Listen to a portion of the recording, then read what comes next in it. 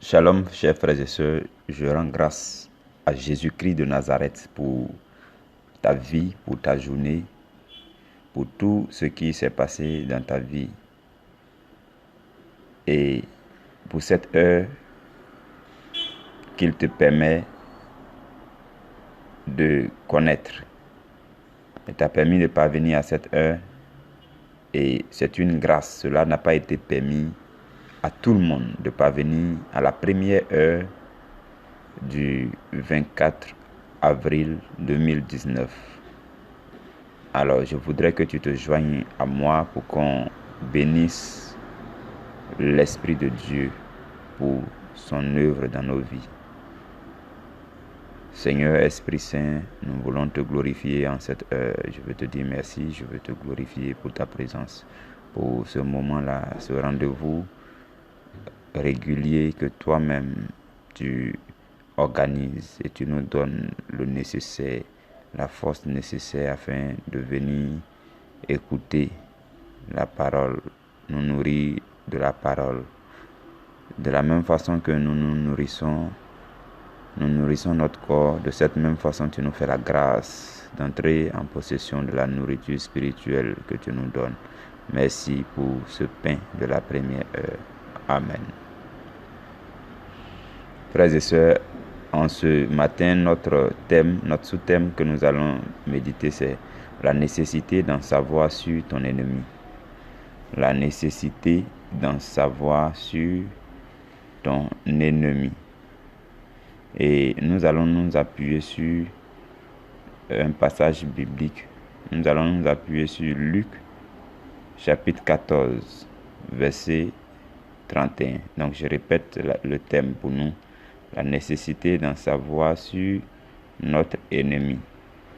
Tiré de Luc, chapitre 14, à partir du verset 31. Nous allons lire uniquement le verset 31 et je demande ton attention afin que nous puissions ensemble lire cette parole que le Seigneur nous donne de méditer. La Bible dit, je lis la parole du Seigneur. C'est Jésus qui parle et dit, quel roi, s'il va faire la guerre à un autre roi, ne s'assied d'abord pour examiner s'il peut, avec 10 000 hommes, marcher à la rencontre de celui qui vient l'attaquer avec 20 000. Parole du Seigneur, nous rendons grâce à Dieu. Jésus a relevé à travers ce verset biblique que nous venons de lire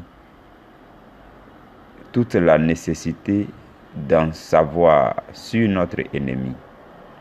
Et frères et sœurs, en ce matin, ce que je voudrais nous dire, c'est qu'il est vraiment important d'avoir le minimum d'informations nécessaires sur notre ennemi. Je le dis parce que pour mieux avancer, il est important d'identifier ce qui peut faire obstacle à notre avancement. Pour mieux avancer sur un chemin bien défini, il y a nécessité de connaître qu'est-ce qui peut constituer un obstacle à notre avancement. Et c'est tout à fait normal dans la vie, de façon naturelle dans la vie. C'est tout à fait normal que nous cherchions à en savoir sur notre ennemi. Et Jésus nous le révèle dans ce verset que nous venons de lire pour nous dire que même dans l'armée, lorsque un camp est en train d'évoluer contre un autre camp, ils envoient ce qu'on appelle des messagers. Ces personnes-là qui vont aller se renseigner, des messagers qui ont quelquefois des informateurs et qui sont aussi appelés des traîtres dans l'autre camp et qui sont chargés de leur donner l'information, le minimum d'informations nécessaires sur le camp ennemi. Et alors, on peut réfléchir pour voir s'il y a lieu d'engager ce combat ou non. En fonction de votre état spirituel, de votre croissance spirituelle, de vos ressources spirituelles, vous pouvez vous-même, après une bonne analyse, savoir si vous avez la capacité d'affronter Satan dans certaines situations. Si vous avez la capacité de parler contre Satan, de proclamer des choses sur ses œuvres afin de les annuler. Ce qui peut faire votre force, c'est quand vous découvrez, vous en savez sur la manière d'agir, la stratégie de Satan. Lorsque vous savez cela, oriente systématiquement vos prières. Par exemple, la lumière de Dieu qui se crée en toi progressivement, lorsque tu écoutes la parole de Dieu, lorsque tu médites la parole de Dieu, la lumière de Dieu qui se crée progressivement en chacun de nous, cette lumière, pour connaître la puissance de cette lumière, la domination de cette lumière sur les ténèbres, il faut savoir déjà qu'est-ce que c'est que les ténèbres, qu'est-ce que c'est que les œuvres des ténèbres, qu'est-ce que c'est que les activités du diable. Et la Bible nous enseigne que le diable, c'est l'accusateur, le menteur, le malin. Ce qui fait du diable le malin, normalement, c'est la même chose qui doit nous pousser à rechercher plus d'informations sur lui, afin de nous préparer à l'affronter, ou du moins à le repousser. Frères et sœurs, ton rythme d'avancement dans la vie chrétienne dépend de l'information dont tu disposes sur ton ennemi. Ton pouvoir, ta puissance, ta domination sur le diable dépend des informations que tu as découvertes sur lui. En cherchant à découvrir, à en savoir plus sur le diable, il nous arrivera d'avoir des informations qui dévoilent le diable, qui mettent le diable à nu, qui nous donnent les secrets sur la nudité du diable, sur les faiblesses du diable, sur les limites du diable. Par exemple, lorsque vous prenez la Bible, le Nouveau Testament, que vous parcourez les évangiles, vous vous rendez compte que depuis le bois de la croix, Jésus-Christ a dominé le diable et il a remporté la victoire. Par exemple, cette information, celui qui l'a et qui croit en cette information sur le diable et qui sait que le diable a déjà été vaincu, celui qui a cette information sur la faiblesse du diable, celui-là va se sentir à l'aise pour proclamer, pour répéter, pour rappeler au diable cette faiblesse qui fait de lui quelqu'un qui doit être dominé par tous ceux qui sont en Christ. Donc, les informations que nous découvrons dans la Bible, qui sont relatives. Par exemple, je vous donne une petite révélation. La Bible dit que le diable, notre adversaire, est comme un lion rugissant cherchant qui dévorer. Ce verset peut apparemment te faire peur. Mais la révélation que je voudrais te donner, c'est qu'il y a le mot « comme ». La Bible dit que Satan est comme un lion rugissant. La Bible n'a jamais dit que Satan est un lion. La Bible n'a jamais dit que Satan est un lion. La Bible dit que Satan est comme un lion rugissant. En fait, c'est il imite le rugissement du lion afin de t'intimider, de te faire peur. Parce que nous vivons dans une guerre permanente d'intimidation, d'influence des uns sur les autres. Si vous laissez le diable découvrir vos faiblesses dans le secret, c'est-à-dire vos péchés mignons que vous commettez, votre péché spirituel que personne ne sait, le diable, si vous laissez le diable en savoir sur vous, découvrir vos faiblesses et vos limites, vos handicaps, vos infirmités spirituelles, systématiquement le diable s'en sert pour vous accuser. Le diable s'en sert pour vous accuser. Mais lorsque, par exemple, vous découvrez que le diable n'est pas un lion, le diable n'est pas un lion, mais il imite le rugissement d'un lion. Et donc, il rôde afin de montrer aux gens qui n'ont pas l'information qu'il est lion. Il se fait passer pour un lion, mais il n'est pas en réalité un lion. Parce que, frères et sœurs, ce que je veux vous faire savoir, c'est que le seul lion qui a été mentionné dans la Bible, c'est le lion de la tribu de Juda. La Bible dit que Jésus est le lion. La Bible n'a jamais dit que Jésus est comme un lion. Mais la Bible dit que Jésus est le lion de la tribu de Juda. Mais que le diable est comme un lion qui imite le rugissement du lion. Donc en réalité, toi qui es né de Jésus, qui es né de Dieu, c'est toi, en fait, tu es né d'un lion. Donc c'est toi le véritable lion. Et celui qui est en train d'imiter le rugissement d'un lion n'a aucun pouvoir sur toi qui a un rugissement original de lion, fils de lion. Fille de lion. Donc, vous voyez, donc, lorsque nous parcourons la Bible, normalement, nous devons être à la recherche des faiblesses du diable. Par exemple, quand vous lisez le livre de Colossiens, la Bible vous dit dans Colossiens, je crois Colossiens 2,15, la Bible dit que sur le bois de la croix, Jésus-Christ a trimballé Satan dans un cortège triomphal.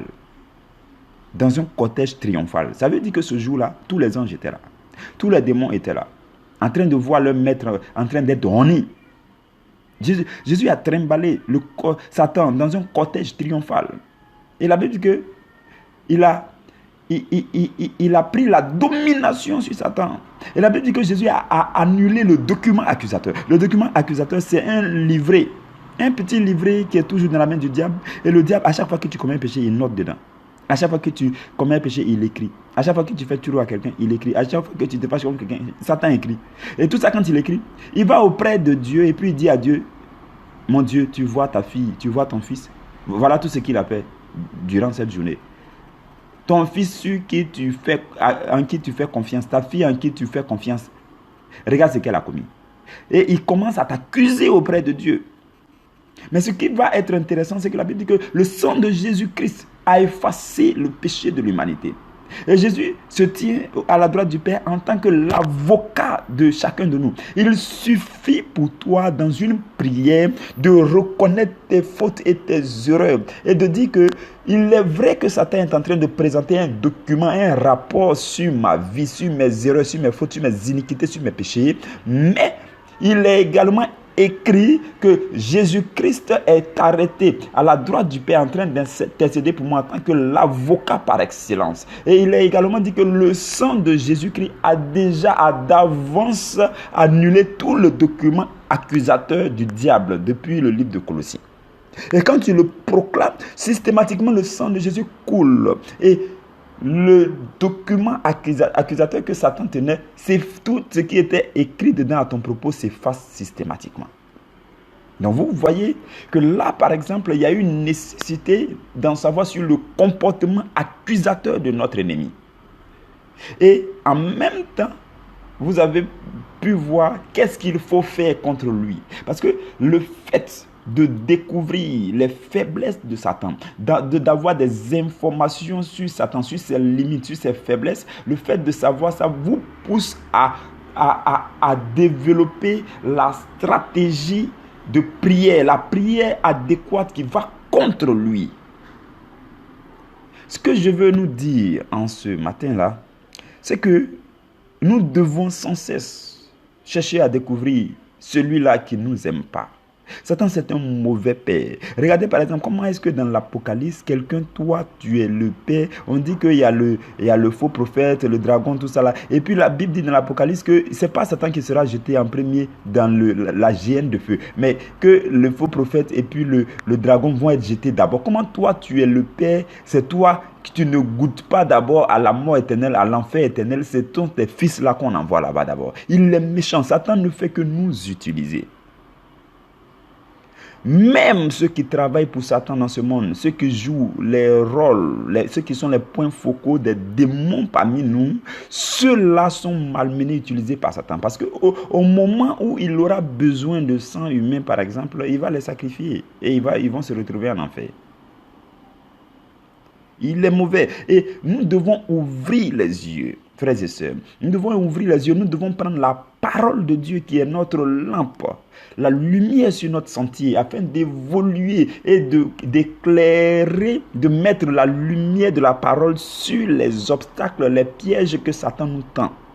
Donc, il y a nécessité de savoir quels sont les types de pièges que Satan nous tend. Il y a nécessité de savoir quelle est sa stratégie d'attaque. Il y a nécessité de comprendre l'ennemi afin de le combattre et de développer notre stratégie en tant que soldat. Je nous dis toutes ces choses parce que ma prière la plus profonde, frère et soeur, pour moi en ce matin, c'est que tu arrêtes de te débattre. Le chrétien que tu es, Jésus a dit, tout pouvoir m'a été donné sur la terre et dans les cieux. Et quand il montait au ciel, il a dit, il dit, en mon nom, il dit allez à travers les nations. Et puis il dit en mon nom, celui à qui tous les pouvoirs ont été remis là, t'a donné son nom pour que tu opères en son nom.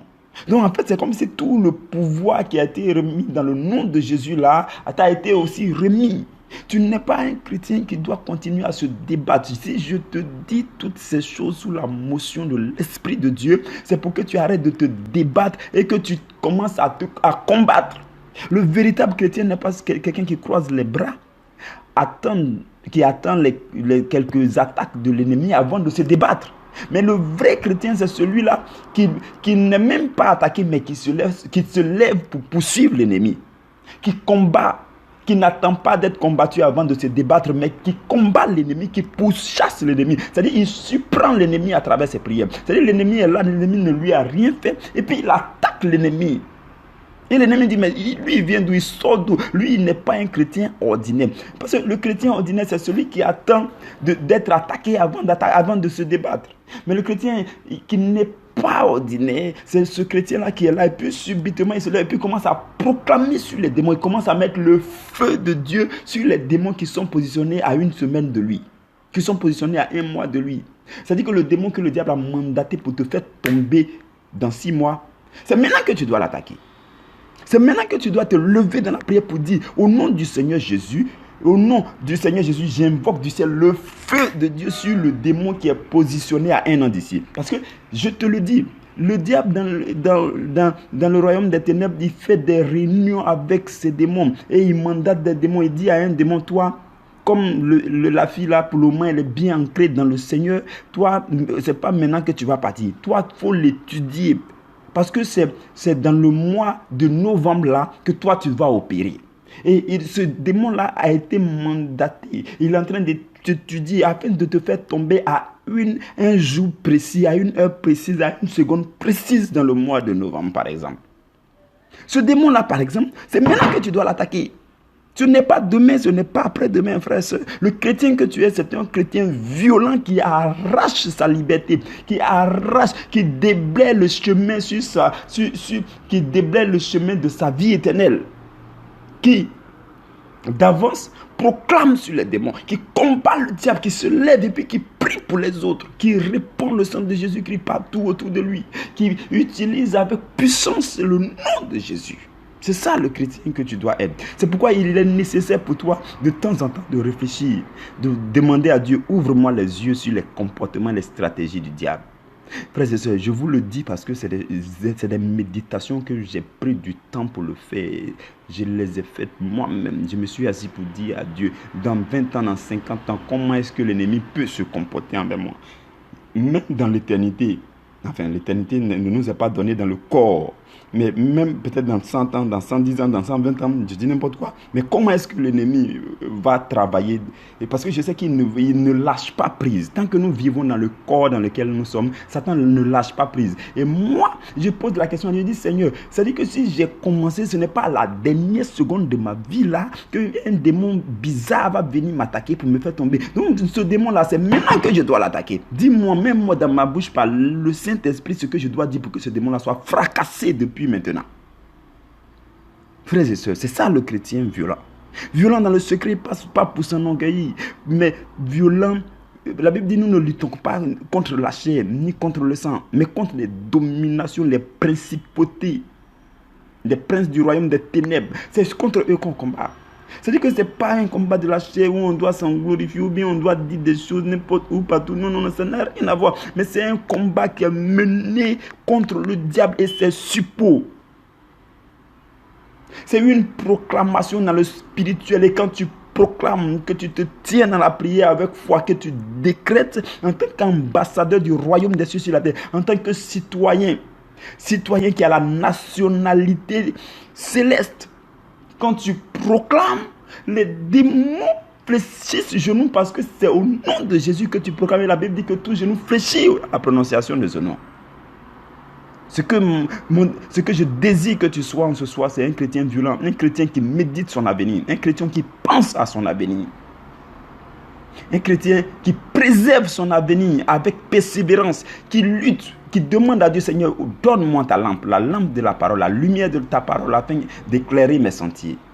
Qui demeure dans le Seigneur, qui recherche le Seigneur, qui s'attache au Seigneur, qui cherche à savoir celui qui vient contre lui là, il vient avec combien de soldats et combien de soldats dont lui-même il dispose. Et s'il voit qu'il en dispose en nombre inférieur, alors il se plonge dans le Seigneur et il se fortifie dans le Seigneur. Et une fois qu'il voit qu'il est suffisamment fort que l'ennemi, il commence à poursuivre l'ennemi. C'est ça le chrétien que je veux que tu sois en ce soir. Que le Seigneur te bénisse là où tu es. Que la gloire de Dieu repose sur toi là avec toute la puissance de Dieu. Et que le Seigneur te préserve. Ma prière la plus ardente, c'est que chacun de vous dans ce groupe, je le dis, on ne se connaît pas vraiment, on ne cause pas tout le temps ensemble, je ne vous maîtrise pas comme je maîtrise mes fils spirituels qui sont avec moi ici. Mais je désire ardemment que le Seigneur vous touche, que le Seigneur vous façonne, que le Seigneur vous transforme pour l'œuvre pour laquelle vous êtes nés sur cette terre. Au nom de Jésus. Amen.